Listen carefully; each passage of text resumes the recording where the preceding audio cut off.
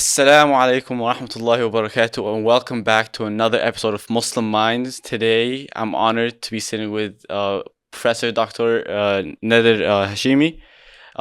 He is a professor at Georgetown, and today we're just going to be discussing a little bit about the political scene in the United States, the academic scene, and just getting to know Professor Nader a little bit more, inshallah.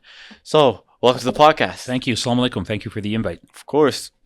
So, just for those who don't know you, who is Nader Hashemi? Well, currently my official title is that I'm the director of the Alwaleed Center for Muslim Christian Understanding at Georgetown School of Foreign Service. And so I direct a center and I teach courses here at Georgetown on the Middle East and the Islamic world, really the relationship between religion and politics, a little bit of history, and that's what I do for a professional, that's my profession. Mm-hmm. I also have a background in political activism on a number of issues that relate to the Islamic world. When I was younger, about your age, I was very involved in political activism around the question of Palestine, the genocide in Bosnia, and more recently, the plight of the Uyghurs. And now that we're back into a global crisis that centers on the question of Palestine and what's happening in Gaza, I'm very active here on campus with my colleagues at a faculty level, trying to, halt this horrific situation in the Gaza Strip. So that's a rough overview of who I am and what I do. Okay, where'd you grow up? Where'd you come from? I believe you were born in Canada. If I'm not mistaken. I was born in Canada in the mid-1960s. My parents were immigrants from Iran. And my early formative years, until I was roughly about 13, was spent in Canada, outside of the city of Toronto, in a wonderful place called Hamilton, Ontario. So my parents took religion very seriously, tried to pass it on to their children. And looking back, I'm very proud to say that my parents were very involved in the early origins and manifestation of a Muslim community in and around the Toronto, Hamilton area. So my early memories are of spending weekends at Islamic school, where the other members of the class were from many different parts of the Islamic world, and like our family had immigrated. And summers were spent going to a Muslim camp that, looking back, was again an important experience for me. And then my life was completely upended and turned upside down and inside out when I was 13, when the Iranian Revolution happened. And our family moved back to Iran in ways that most people don't understand, because when I share that information to people, they're shocked, because it was a revolution and many people were leaving Iran. Our family was moving in the opposite direction for reasons that we could discuss. But that experience in Iran, I spent 3 years in Iran as a teenager, were really transformative in terms of shaping my intellectual interests, forcing me to think deeply about the relationship between Islam and democracy, Islam and human rights, understanding the politics of a revolutionary society, a developing society, learning a new language, being exposed to something that I normally would not have been exposed to had our family not moved back to Iran. So that was, I think probably the most important experience of my life. So it was like a very pivotal experience, because it made who you are today. Absolutely, yeah. So the interests that I have now intellectually, politically, really stem from that experience. So when I went and did my PhD, I wanted to write a PhD on the relationship between Islam and democracy, in part because of what I experienced in Iran. But I think what happened in Iran in the 1980s was very much reflective of a broader debate happening across the Islamic world over these issues about what does it mean to be a Muslim in a modern setting, drawing upon a tradition that is very old, that has a lot to be proud of, a lot to be critical of at the same time. And then, you're living in a 20th century context, trying to figure out, what these things mean. So yeah, that experience in Iran really was pivotal, was transformative. And I was lucky that I was at the age, I was still, a teenager, where I was able to understand and follow the debates that were happening around me in ways that my younger siblings were not. So it really, I think, significantly shaped my interests and my career orientation because of the age that I was, and because, I was in a society that was in full scale revolutionary debate, discussion, experimentation. And so it was, as I said, transformative. I mean, you're here now, so alhamdulillah. So you said you were the director of the Alwaleed Center for Muslim and Christian Understanding. In your experience, and from what you kind of what you're doing now, what are some ways that we can kind of foster those relationships with other faiths, with other cultures, with other kind of religious communities that people don't really kind of acknowledge or look at? Well, I think you have to have some organizational capability, because as an individual, you can only do so much. So you have to have some sort of, capacity and organizational sophistication to be able to do something along the lines that you just asked. So in the context of a university campus, we have a center here, and we connect with other academic centers that are doing similar types of work. There's a Muslim student organization here that I'm just getting to know. I know they do joint events with other groups on campus across religious lines, and also across religious and secular lines as well, on issues of joint concern. So I think the way that you have to do it is you have to have organization, you have to have numbers, you have to have some resources to be able to do that type of work. And then you have to, at some, intellectual level, see some benefit in doing it, because, you have to make choices in terms of what you want to do and what value you think you're going to be getting out of this experience. So that's broadly how I think these things work. But I also strongly believe that when it comes to doing these types of, interfaith relations or solidarity connections with different groups, it's really important for Muslims to have their feet firmly planted on the ground and Muslims should be engaged in real world issues that matter for our society today. I remember when I was roughly your age, and I was very involved in the Muslim Students Association at my university, but in sort of a dissident way. There was like an acrimonious relationship that I had with the ruling student organization, but we were sort of involved and had our own subgroup that we created. And one of the criticisms that we had was that some of the programming and the lectures and the activity that the Muslim Students Organization, the mainstream one on our campus, were engaged in seemed to be very disconnected from the real world that we were living in. It was very much focused on a set of many abstract theological ideas and debates that spoke to some people, but didn't really, I think, reflect what was happening in the real world. And so this is, now I'm remembering all of these moments. One of the things that I remember being very critical of is that on Friday prayers, when we would go to Jummah khutbah, we would go to Jummah prayer and listen to the khutbah, the sermon. The sermons were often, almost, I would say 99% of the time, without exception, were just disconnected from the real world in which we were living in. The imam was, speaking on topics and themes that weren't reflective of the political, socioeconomic, intellectual reality that young Muslims living on campus were engaged with. And that created a set of, debates within the circle of friends that I had. So we ended up breaking off and forming our own sort of alternative group that would have the types of discussions, debates, reading of religious texts and books that would sort of reflect the interest that we had, and that was much more engaged in the modern world.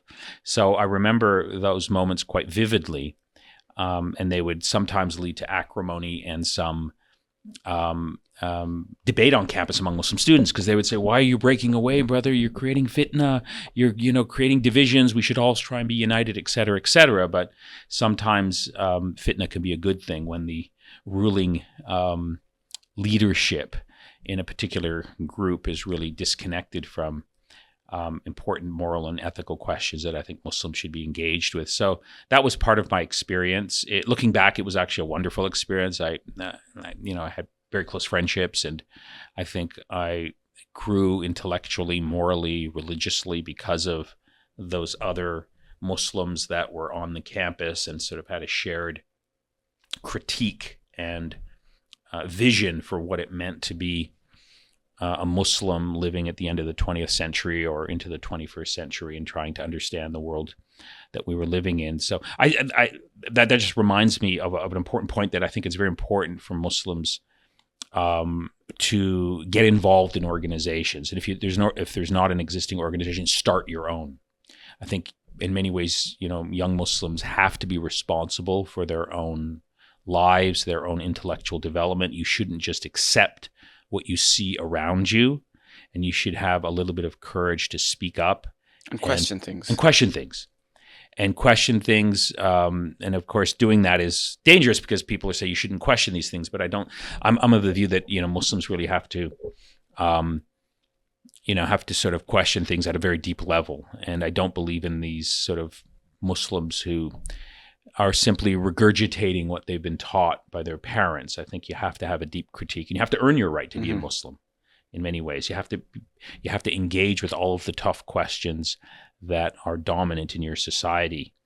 And then I think if you do that, then I think you can make a contribution to changing the world and changing the problems, the many problems that exist in Muslim societies. Yeah, I definitely agree with that. I remember, I'm not entirely sure who told me this, but they said, even those who were born Muslim have to find Islam. Yeah. Because when you're growing up, yes, you're going to Sunday school, you're getting the fundamentals, but that true understanding, that true connection that you have to have with Allah, with your deen, it all is just based on like how willing you are to kind of take those steps to make that happen. So I definitely agree with that, and kind of questioning things and finding a deeper understanding for everything. But to kind of go back a little bit on the intellectual reasonings for these intercultural, interreligious kind of collaborations and discussions, there are people who say that we shouldn't kind of engage in things like this, and we should kind of just stick to our own thing, to our own communities, because we don't want to cause problems or anything like that. What are some reasons that, what would be something that you would say to someone that says, no, let's just stick to our own communities, our own kind of thing, and they can stick to their own thing and not kind of engage in these activities and collaborations? Well, I would say several things. I think young Muslims should be able to operate on multiple tracks. So I think there are times and places where Muslims just need to gather and should gather among themselves to have their own type of programming, debates, discussions. But that's not the only thing that should be happening. I think the other track that should be pursued is doing the type of engagement, coordination, solidarity work with other groups around joint projects that matter. I think that's good because, look, Muslims, if you think about it, Muslims don't dominate the world. We have to coexist with other people, right? Yeah.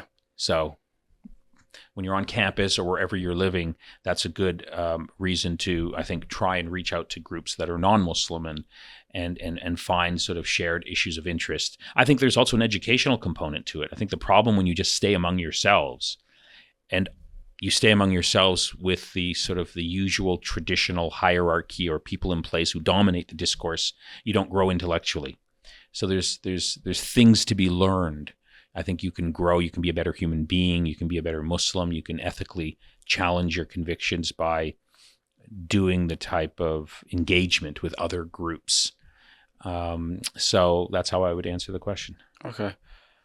What do you think about the idea that there are so many organizations that are being built and kind of growing right now, that all do the same thing, but just because they have kind of discourse with each other, let's say within like the Muslim community, there'll be like a few different organizations doing the same thing, just it's like copy paste. But because of, whether it's, um, you know, different beliefs and different things that are just a little bit that they disagree on a little bit, they kind of just go and do their own thing and kind of divides the community a little bit. What do you think of that? Do you think that people should kind of overlook their own personal kind of, whether it's their own personal problem that they have with another group of people, or their own kind of, or just sacrifice a little bit of what they believe in for the greater good? Or do you think that, okay, if there is something that is, that you disagree with, even if it's just something small, you should just go and do your own thing? Or do you think people should come together and build, stronger organizations that are just bigger and more impactful? Or do you think people should kind of like divide and... Yeah, no, definitely. I think people should overlook these petty debates that can be a source of division and disunity, and really, at the end of the day, don't really matter. I think we have to focus on. I always try and focus on what we have in common with other groups, whether it's within the Muslim community or between Muslim communities and other groups, shared values, shared ideas. So this is a big problem. I have no problem if Muslims, want to. I mean, the reality of the Muslim world is that, one sense, Muslims are raised to believe that we're all one ummah, we're one community, we're one nation, that we all should sort of try and be together. But the reality of the world we live in is that Muslims now constitute almost 1/4 of the total human population. I think it's almost like 2 billion people. Yeah. And that 2 billion people, yes, they're all Muslim, but there's a lot of diversity in cultures, in behaviors and practices between Muslims, let's say, who are raised in Morocco versus those in Indonesia. Yes, they're all Muslim, but they have different influences and practices. And so there's nothing wrong with acknowledging that fact. And even within the United States, people have come from different parts of the Islamic world, and they also bring that diversity with them. So I don't think there's anything inherently wrong. But I think for American Muslims, at this moment in time, given the immense problems and challenges that we face as a community, in the context of a declining democracy and rising Islamophobia and a lot of problems back in the Islamic world, I think it's really incumbent upon Muslims who take their ethics seriously to put aside petty differences and to come together around common concerns and challenges. We can discuss the differences at some point in time, but I think it's really imperative that what I suggested in terms of emphasizing what are the big common moral values that we share in common is really should guide organizational engagement within Muslim societies today. Definitely. That kind of answers my next question that I have for you a little bit, which is, how important is it for Muslims to be involved in the political scene and engaged in kind of activism and all this type of stuff? And have you seen an increase in Muslims, like students or Muslims just in general in the area, that are kind of more interested in politics, more interested in political science, the understanding of the history of our different countries and our different leaderships and governments, and is it a good thing, or is it a good increase, or is it a bad decline? Things are getting better. When I was growing up and I was your age, most of the people that I knew in the Muslim community were coming from families that had recently immigrated. And those families would tell their kids, look, the careers that you should pursue are medicine or engineering or perhaps law, and that's it. And that's understandable. It's one of the features of the vulnerability that economic immigrants have, or immigrants have when they immigrate. They're economically vulnerable. They're coming from societies that are largely poor, and so they want their children to pursue careers that are more safe in terms of their future financial stability. Thankfully, that's changing now as the Muslim community grows. You're seeing now more students from Muslim backgrounds going into law, going into political science, going into the social sciences, and establishing themselves and having very successful careers. I think there's still a lot of work that needs to get done. There's a huge shortage of that. The other good development, and it's still new, and I'm very encouraged by it, is you're having now much more engagement from the Muslim community with people running for political office at all levels, at the local level, at the the state level, and also in Congress. Look at how a handful of Muslim Congress men and women, what impact they've had, because they're willing to speak out, and they're challenged for sort of standing on principle.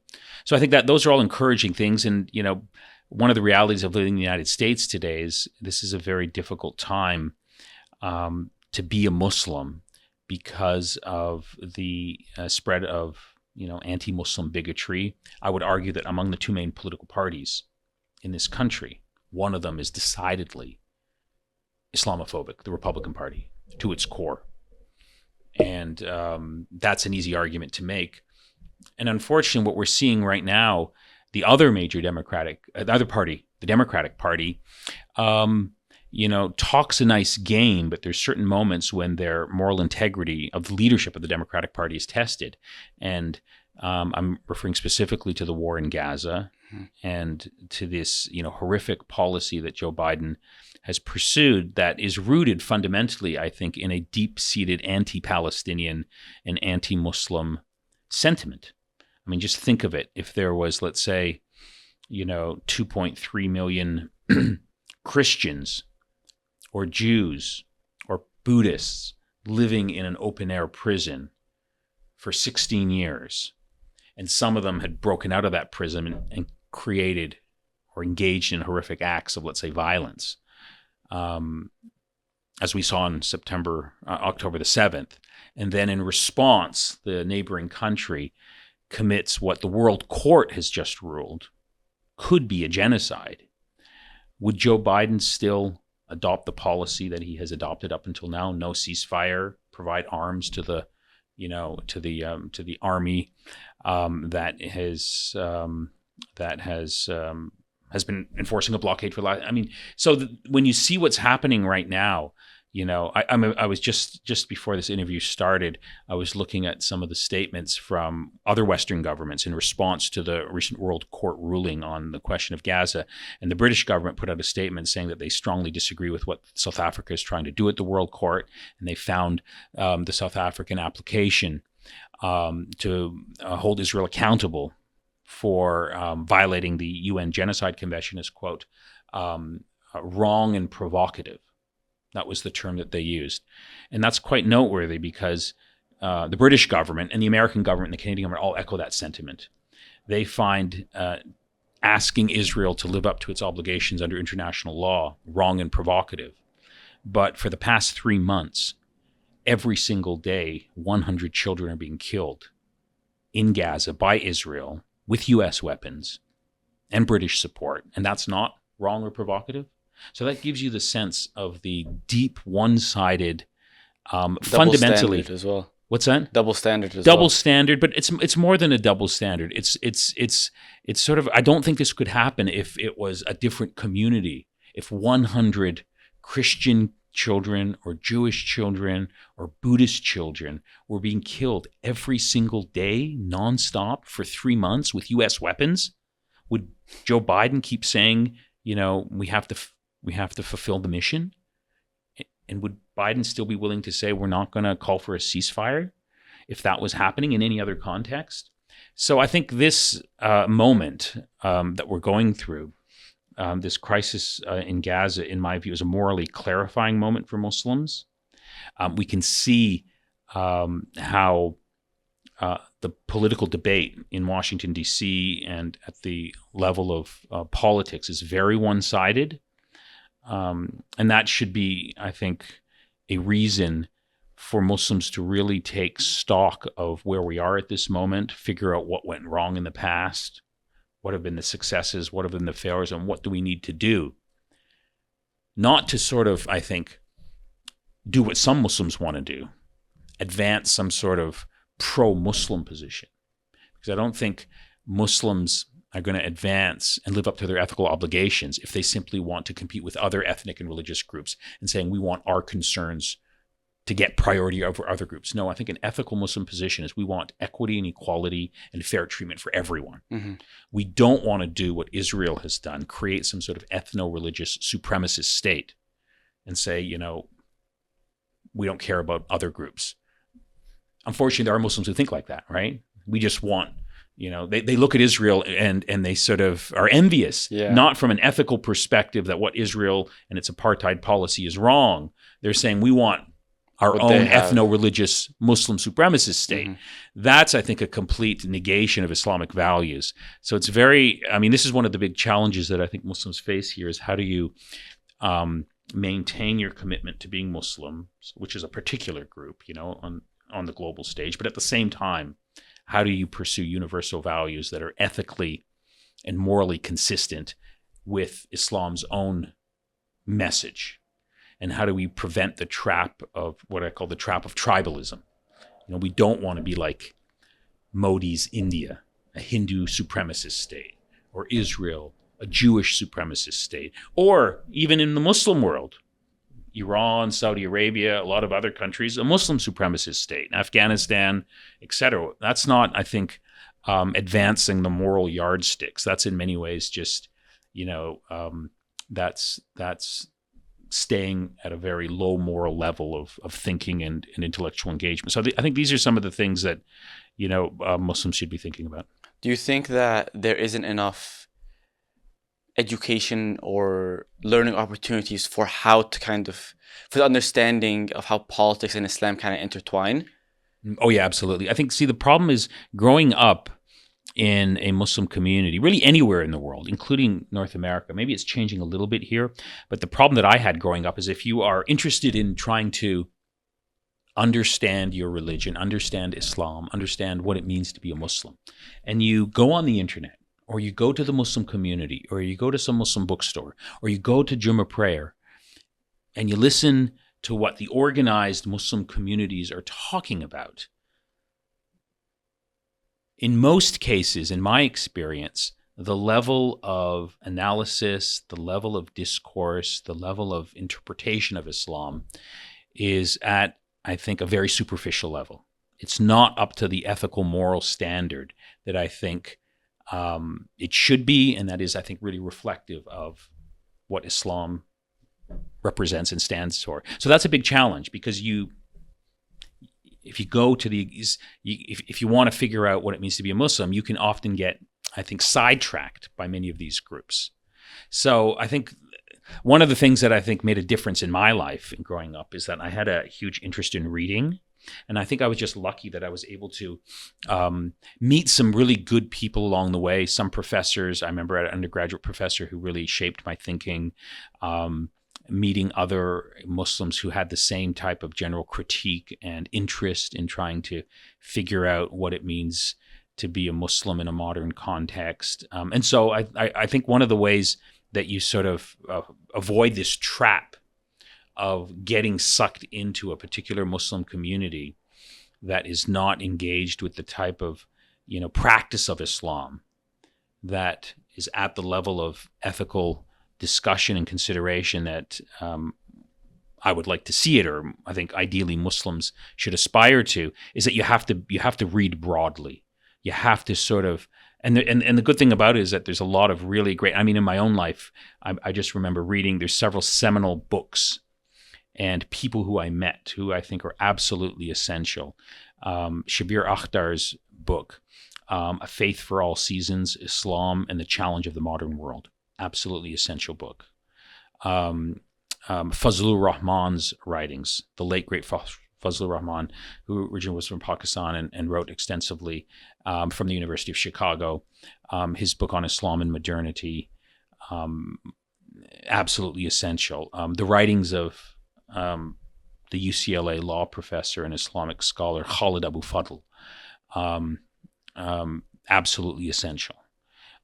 So I think if you have that interest and curiosity and willingness to learn, which of course is demanding time because you have to You have to devote your time. You have to devote some time to it. What worked and was very actually enjoyable in my case is we had a reading group, so we would read.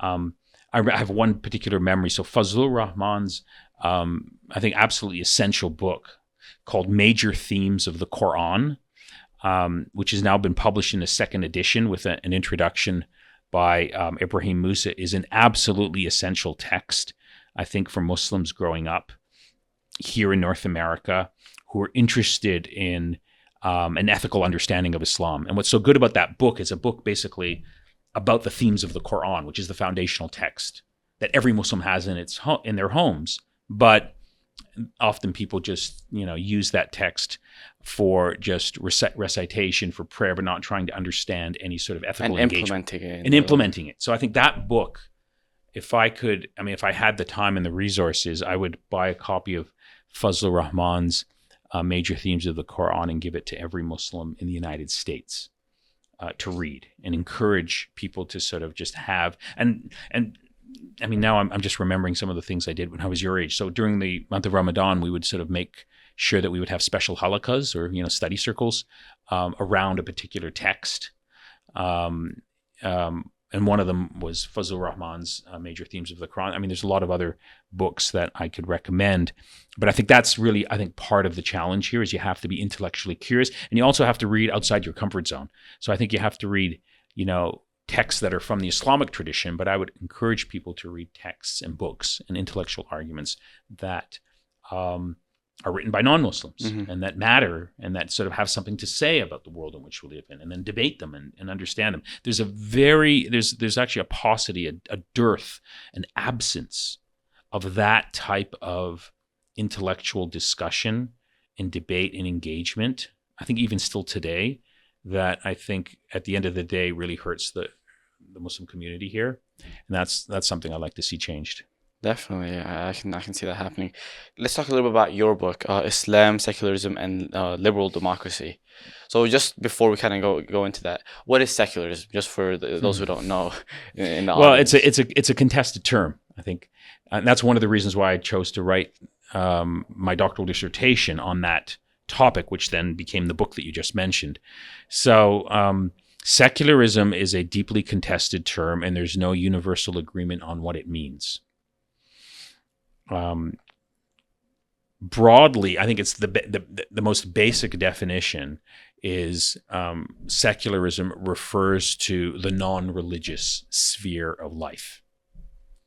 Now, some people immediately equate that term secularism with atheism, with corruption, with evil behavior, etc. Some people interpret secularism in the exact opposite way, as actually a vehicle for advancing social justice in society, because it doesn't allow the imposition of one group to enforce their views over others. So, long story short, the secularism has multiple histories. I've actually written a journal article on this topic. Even in the West, there are different historical experiences with secularism. So I teach a course called Religion-State Relations in Comparative Perspective. And one of the things we do in the course is we look at the different historical experiences of secularism in the West. And within the West, the British experience with secularism, the American experience with secularism, and the French experience with secularism, all of them Western countries, all of them coming out of a Christian tradition, are very different. And then in the course, we would also look at non-Western experiences, at least one example, sometimes the case of Turkey, sometimes the case of India, sometimes the case of Indonesia. And you'll see that, secularism has multiple histories and multiple meanings. And so that's very much why actually I wanted to write on the topic, because the reason why I was so interested in it, growing up in the Muslim community that I was growing up in, secularism had a very bad connotation. Secularism was associated with dictatorship, with an unethical, corrupt lifestyle. Secularism meant all of these ruling dictatorships in the Islamic world, not all of them, but many of them were overtly secular, but also corrupt. There was a lot of negative associations. But what was perplexing for me is I was living in a Canadian society where the references to secularism and the separation were all positive. Secularism is a source for progress, for pluralism, for democracy, for modernization. And so that's, at a young age, I remember being very perplexed by that sort of different messaging that was coming to me, which sort of, got me to devote 5-6 years of my life. Piqued your interest. Yeah, piqued my interest. To say the least. Yeah, so I really wanted to investigate this historically in terms of its intellectual and historical and political origins in the West, and also how this idea has come to the Islamic world and Muslim societies and how it's playing itself out and what it actually means, what the fundamental relationship is between, religion and secularism and democracy. Does democracy, as we understand it today, require secularism, or the principle of secularism? So these are things that I investigated in the book. It was my first book that was that was a derivative of my PhD dissertation. I wouldn't encourage young Muslims to read it because it's a bit dense. Mm-hmm. If they're interested in secularism, there's other things that I think people can be reading and should be reading. But I think it's an important topic to engage with, because the term is very much in the political lexicon. It's in the air of the society that we live in. And it's important to, I think, understand what it means, the different interpretations of it, and also what it means in the context of Muslim societies. So that's what that book is about.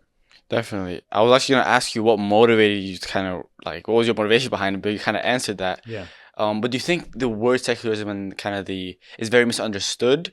Or, because I know you said there's multiple definitions and different people kind of use it differently, but do you think people are using it in the wrong ways sometimes, where it's not positive or negative, but they're just using it in the wrong way as a whole? Yeah, see, the problem is because there are multiple different histories of secularism and multiple different meanings, and there's no universal agreement. Someone will use the term secularism in a conversation, mean something by it in his or her own head, but the person that they're engaged with will have a completely different understanding of it.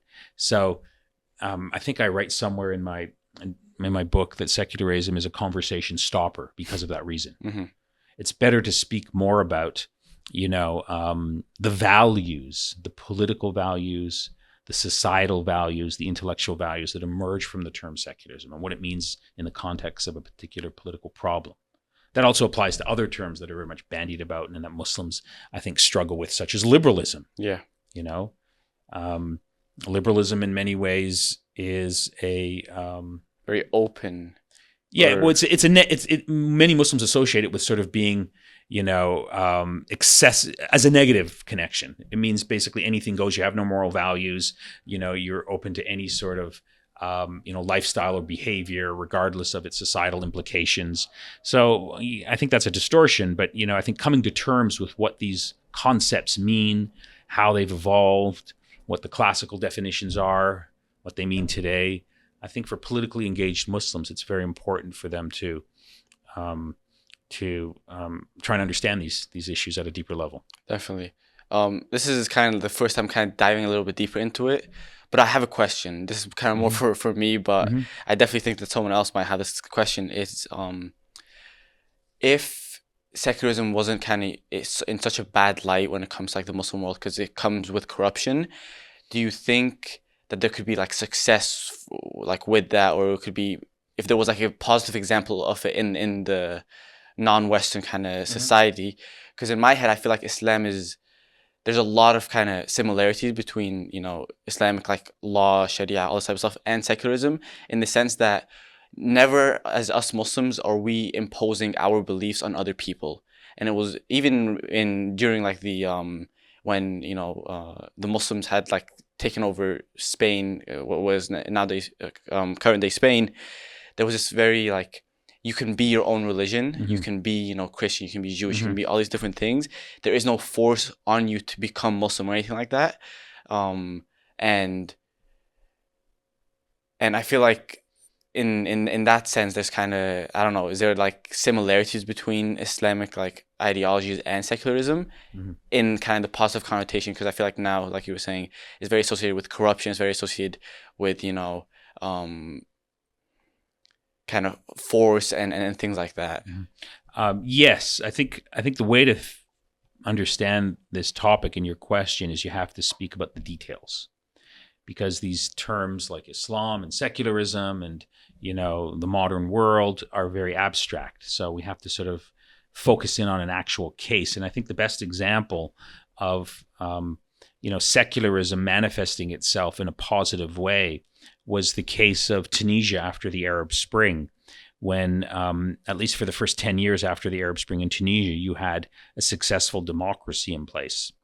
If you're following the story, authoritarianism has returned to Tunisia, but for the first 10 years, the country of Tunisia, where the Arab Spring began, had a robust democracy. And one of the interesting stories that came out of Tunisia is that Tunisians had to come together and write a new constitution.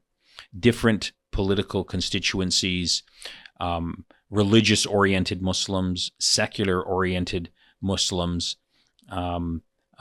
minority groups in Tunisia who weren't Muslim were all part of this constitution-making process. And so long story short, what happened in the case of Tunisia, actually led by the prominent Muslim political party there, Ennahda, and the heroic, in my view, Muslim intellectual and activist Rashid Ghannouchi, they wrote a constitution that was democratic, that was in keeping with Islamic values, that doesn't use the word secularism, but functionally it was politically secular in the sense that religion was not hegemonic or imposed on people. And it was, I think, a wonderful role model for how Muslims can come together and create a democracy based on their own shared understanding of, what type of society they want to live in, what justice means in a modern Muslim context, and how to reconcile different competing sort of positions. And one of the key aspects of the story of Tunisia's constitution was that right in the beginning, the question of the legal foundations of this new constitution came up. What's the role of Sharia, Islamic law? And that's often been a bone of contention. And so in order to diffuse that crisis, the Ennahda party, which was, had the largest number of delegates in the Constitutional Assembly, said, look, we're not going to make this a bone of contention. It's not necessary that we insist on this particular issue, as long as the preamble of the Constitution sort of says that Islam is the official religion of the country. That's good enough for us. Let's move on to the next article in the Constitution. And so that was, I think, a very important step forward that Tunisian Democrats pursued as a way of diffusing a political crisis and making sure that what really matters is not, the names or the terms that are used, but actually the fundamental articles of the Constitution and the core values that can create justice in society, which is a foundational Islamic value. How can we sort of try and, implement that in the context of a new document that will shape the vision of a post-dictatorship in Tunisia? And so I think that's a perfect example for me. I mean, there's many other examples that one could cite. Indonesia has its own example. There's not a lot of Muslim democracies around. Indonesia is one of them, largest Muslim country, but most people don't know much about it because it's on the other side of the world. But, right from the beginning, Tunisia had an experience with democracy and with secularism, and they figured out a way of reconciling those things. And so I talk a little bit about that in my book as well. Yeah, I mean, that's a very great example. I didn't know about that. Yeah, most people don't know about Indonesia because most Muslims in North America come from the Middle East and North Africa, and Indonesia's. But if you're interested in Muslim politics, Indonesia is, I think, a great place to travel to and study. There's a lot of things to learn. Interesting. I'll definitely have to put it on my bucket list to visit there, inshallah. Yeah, do it. Only problem is it's super humid in Indonesia all the time. So if you're sensitive to humid weather like I am, you got to be prepared. So even in the winter? Even there is no winter there. Oh, there is no winter. It's like when I went there, I said, well, when is the non-humid part of, Tunisia's climate? When can I come back when the weather's not humid? And they said, look, we're like 50 miles from the equator. We're surrounded by water. It's like this all the time. Yeah. So you got to take it or leave it. But I think it's, beyond the humidity, there's a lot of fascinating things that are happening intellectually, politically, Islamically in Tunisia, in Indonesia. One of the things that's interesting about Indonesia is that there's a lot of students, a lot of university, a lot of intellectual engagement. So you were asking me about secularism. In the 1970s, some of the Indonesian student organizations, led by this great intellectual who I encourage people to read, Nur Khalis Majid, who's sort of the preeminent Islamic scholar, a student of Fazlur Rahman. In the 1970s, as their student group was debating the question of secularism in Islam, way before anyone else was, which gives you a sense of and of course it was a deeply acrimonious debate and contentious debate and divisive debate, but that gives you a sense of the intellectual vibrancy. There's a really great book on Indonesia that I encourage everyone to read. It opened my eye to the country and to the Islamic debates that were happening there. It was called Civil Islam: Muslims and Democratization in Indonesia by Robert Hefner. It came out in the year 2000, published by Princeton University Press. A really great sort of book that I recommend for Muslims who are interested in that topic. Definitely, mashallah. Kind of bring it back to the United States a little bit. So it's 2024, it's an election year. What do you see happening this year within kind of the political aspect, and how do you think Muslims can make a difference this year, and just in the long term, in the future, in political political the political scene? What do you envision for it when it comes to Muslims long term as well as this year? Look, the picture is very dark and it's very bleak. We're having this conversation at a moment where America's democracy is in deep decline. We have a rising fascist movement here, led by Donald Trump and led by a Republican Party that is, Christian nationalist in orientation, anti-Islamic in orientation. And then we have a Democratic Party whose leadership with respect to Muslims is not that much better, as we're seeing in Gaza today. And so now there's a big debate, right, as you know and your listeners should know, and I would encourage you actually to do more programming on this. Should Muslims vote for the Democratic Party and Joe Biden again? Or should they put their vote somewhere else? And what does that mean? And there's not a lot of good choices, because if you vote for the Democratic Party, you vote for Genocide Joe, who is still backing the horror show in Gaza, even after the World Court has ruled that there's a plausible case that genocide is happening. So that's a big problem. On moral and ethical grounds, Muslims are saying we can't do that. But then the question is, what's the alternative? The alternative is Donald Trump and fascism, which in many ways is much worse. The third alternative is just don't vote. And I think if you don't vote, I think that benefits Trump. So I think this is an internal debate Muslims are going to have and should have. And I hope you can use your podcast to sort of have these types of debates. One idea is bring people who have different points of view on this and have them discuss it. So I think this is a critical moment. I think the worst thing to happen is being politically passive and not being engaged.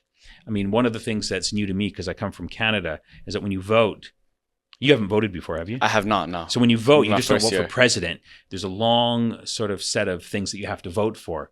Members of Congress, local, school board leaders, state representatives, and then a lot of sort of motions that are put on the ballot for the state that you live in that you have to vote on. So voting is very important. Being politically engaged and the worst thing that can happen is you don't vote and you say, I've given up, it's all corrupt. Because if you don't vote, then you have no say. So I think the challenge is you have to be politically organized. You have to be sort of involved. I think it's really important for Muslims to get involved at the local grassroots level of political parties. I think generally the best argument, we could have another discussion about this, but I think the best argument that I've heard as to what Muslims should do in this election year is they should put their energies in trying to support a third-party candidate on the condition that the third-party candidate, as we get to October, will then leverage that support. So let's say, for example, I think the best third-party candidate is Cornel West, the professor longtime professor at Harvard and Princeton, now at the Union Theological Seminary, who's a great moral leader, intellectual, and has been very good on the question of Gaza. And I think, if, let's say we can generate, 20% support for Cornel West as we get to October, then I would like to see that 20% being leveraged to the Democratic Party and say, Biden, If you want our 20% vote, well, we have certain demands that we're going to insist. Stop this war in Gaza. Free college tuition or reduced college tuition. Some sort of, serious movement on healthcare. Some sort of serious movement on the problem of growing income and wealth inequality. Campaign finance reform so that we don't have the situation that has corrupted our democracy, where if you have enough money, you can effectively buy an election. Mm-hmm. We need a level playing field, some sort of substantive guarantee, so we can leverage that 20%, and we can say, you want our 20%? Well, these are the demands that let's negotiate. I think that sounds to me like a plausible way forward, but it's not the only way forward. So this is a moment of crisis, and of course, even if we get past this election, even if Biden wins, let's say, or even if Trump wins, God forbid, the struggle continues. I think Muslims have to be, and people of other communities have to be engaged on a consistent basis. It can't be you're just talking to your neighbors and talking to your friends, 2 months before the election.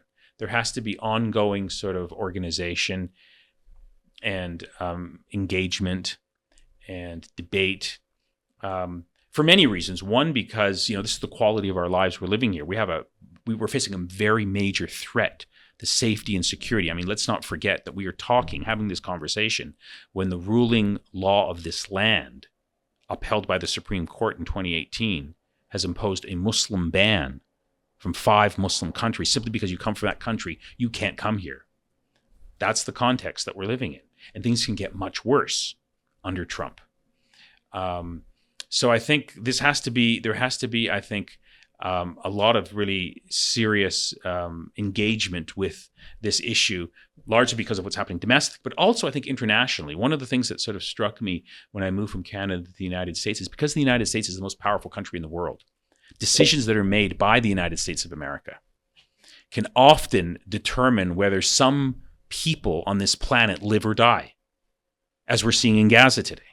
So because the United States is still the most powerful country in the world, and because we are American citizens, and we have some say in the policies and the foreign policies of the government that rules over us, that gives and imposes on us a moral obligation to be engaged at the international level as well in terms of U.S. foreign policy, because U.S. foreign policy is so significant in some cases that can determine the course of a political event and can really, sometimes make a difference if some people live or die. So that's another sort of added burden that I think Muslims have to bear simply by virtue of the fact that they are living in the United States at this moment in time, where the United States has a lot of power internationally over the shape of our world. And then the final point that I think is sort of obvious and hopefully will resonate with people listening to this is the big issue that affects everyone on this planet, and that's the climate crisis.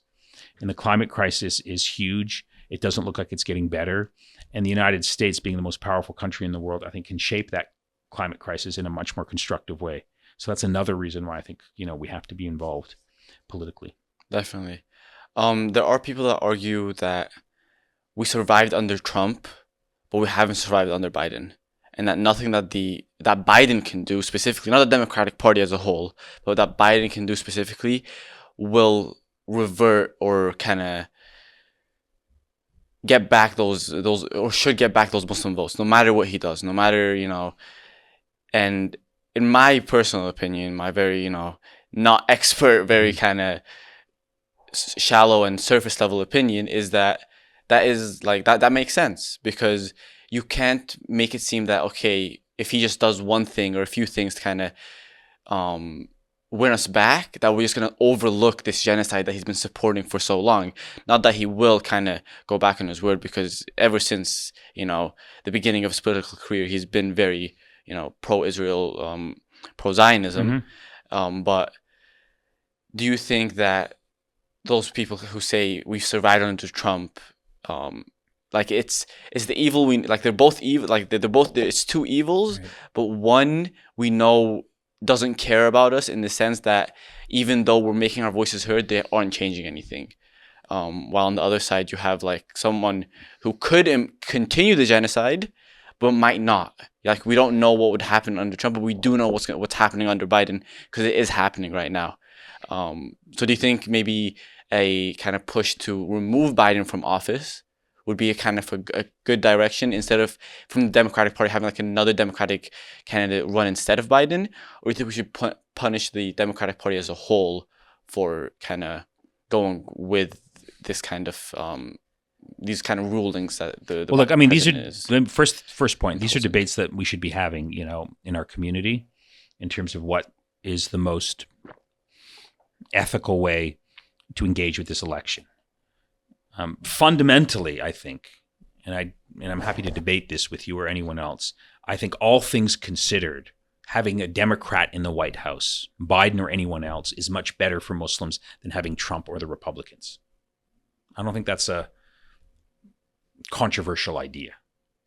Yes, we survived Trump, but it wasn't a pleasant experience. Trump imposed a Muslim ban. It can get much worse. If you look at the people who shape domestic and foreign policy that are in the Trump camp, they're all certifiable Islamophobes, openly, unapologetically. Yeah. You don't have that in the Democratic Party. On certain issues like Gaza, there's no difference. In many ways, there's probably no difference in terms of the Palestinians. Okay, they both are fundamentally anti-Palestinian to their core. But there's more going on for Muslims than simply the Palestine question. And I don't want to negate what's happening in Gaza. And the Palestine question, as I will be arguing in my next book, is actually a core identity marker for Muslims for reasons that I think are not generally understood. So yes, this conflict matters, but we have to ask ourselves, all things considered, do we benefit by having a Republican or a Democrat in the White House? And, there are different views on this. I like what you sort of said a moment ago, trying to push for a better Democratic candidate. I mean, I was super excited. And I was very involved when I was living in Colorado with Bernie Sanders' nomination. I thought he came pretty close, both in 2016 and in 2020. People forget how close he came. It was a really grassroots, class-based, inclusive presidential campaign that, I never thought I'd live to see the day when he would get that close. And you can tell that the ruling elites in the Democratic Party, including Obama, including the Clintons, including Biden, were starting to panic, with this Bernie movement. I think that's a model that's worth, reproducing. Unfortunately, we don't have anyone like that that's running for office this time around. But I think that large political project and experience, the agenda of the Bernie Sanders movement, which was calling itself we need a revolution. And it was really revolved around two central themes that I think are foundational to why this country is in such deep despair politically. Why are our democracies declining, and why Trump is rising is because of the two issues that Bernie Sanders rightfully put his finger on. One, the problem of growing income and wealth inequality. People are getting poorer. The middle class is shrinking. It's impossible for a family now to pay their bills. And the second problem that Bernie Sanders identified, which is corrupting our democracy, is the need for campaign finance reform. The idea that, if you just have enough money, you can sort of get a candidate elected because you just create a PAC or a super PAC, or you throw money, buy a bunch of ads, and you change public opinion. That has to change. I think those are really core values. I think we could fix those. So anyways, I think that's the model that I really got excited about. Now, Bernie Sanders is at the end of his political career. I think that's something that we need to get behind as a project that has to be across ideological, interracial, interreligious movement around those ideas. That also included, the idea that state colleges should be tuition free, as they were in the past. People don't know this, so that kids can have a shot at getting an education and having a life without carrying a huge debt.